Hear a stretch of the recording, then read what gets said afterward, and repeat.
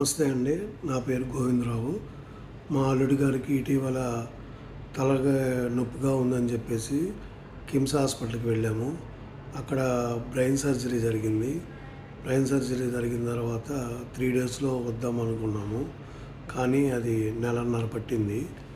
ఈ నెలన్నరలో మాకు కిమ్స్ వాళ్ళు రూ.